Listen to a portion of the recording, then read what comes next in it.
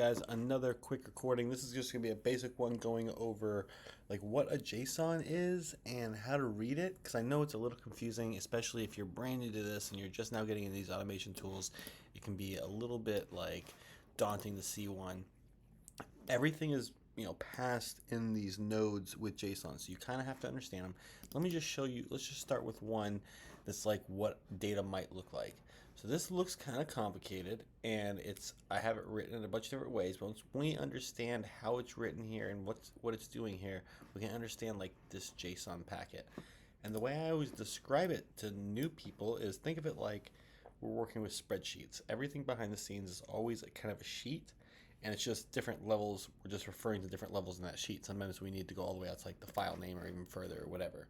So taking a look at this first node here, this is just like when you just put one little variable name in here. There's no dots, it's like no name dot whatever. There's just one top level name, value 1, value 2. It comes out as like this flat JSON.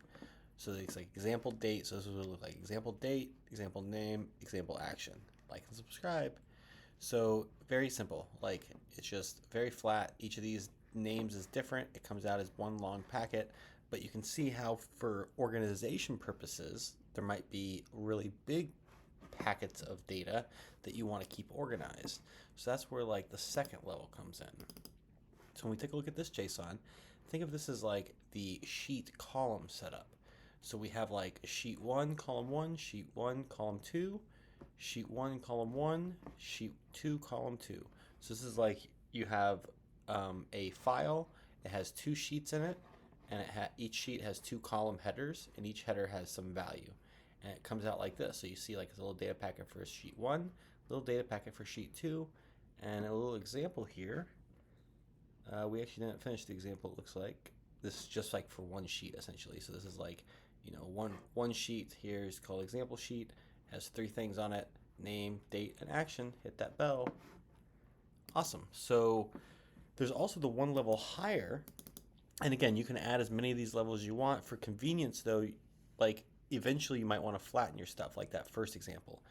But one level higher is like the file name. So imagine like you had a file name, and then that file name has a sheet, a column. And then you could have multiple files in here so that it keeps it in their own little file packet. And so this is like an example. It comes out as like this little example. We have this file name called example, has one sheet in it called example, and that sheet has 3 columns in it. And that's where our data is.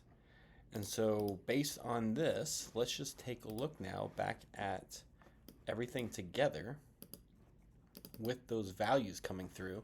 So this is like all 3 of those that we just looked at: the file name, the sheet name, just the regular column, all put together. And this is why it looks kind of complicated when you're first getting into it, because now that we know what it's kind of doing, it doesn't look. Each of these is a little packet of data. Like this is just column 1, column 2 of some master sheet.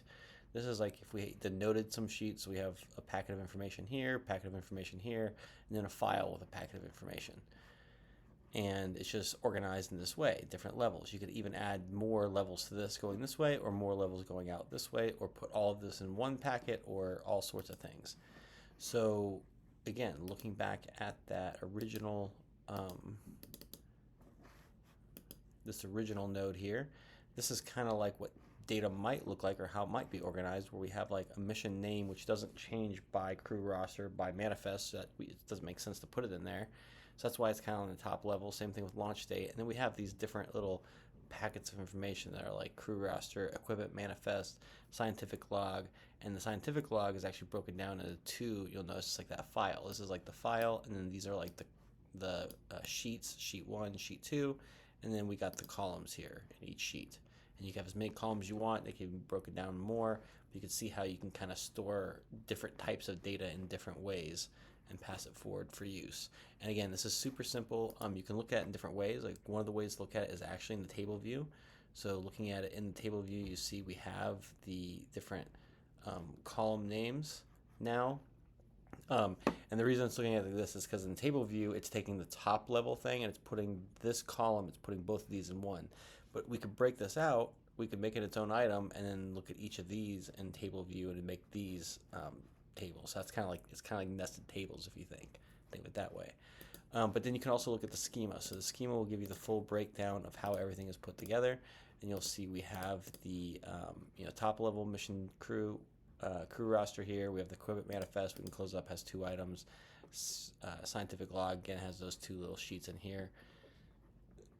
Put in this way. So yeah, let me know if you guys have any questions about the JSON. I know it's confusing at first, but it's not that hard. The reason why this is important is basically everything is passed back and forth because this JSON here is all set up with, it's just, these are called key values.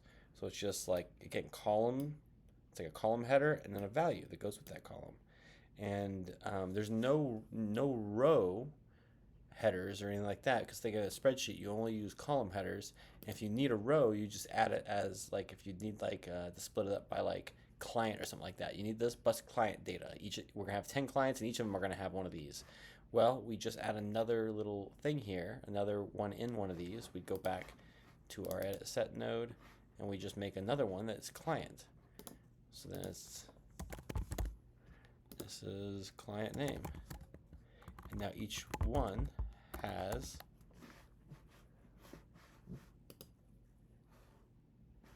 that client added to it. And we can move this wherever we want. We can move it all the way to the top here. Add it wherever. We can put it right at the top. If we do that, then it'll be at the top here. It comes out like that, and then we could have 10 different clients if we wanted to, if we had some data like that. So yeah, so that's the edit set node and the JSON. Let me know if you guys have any questions.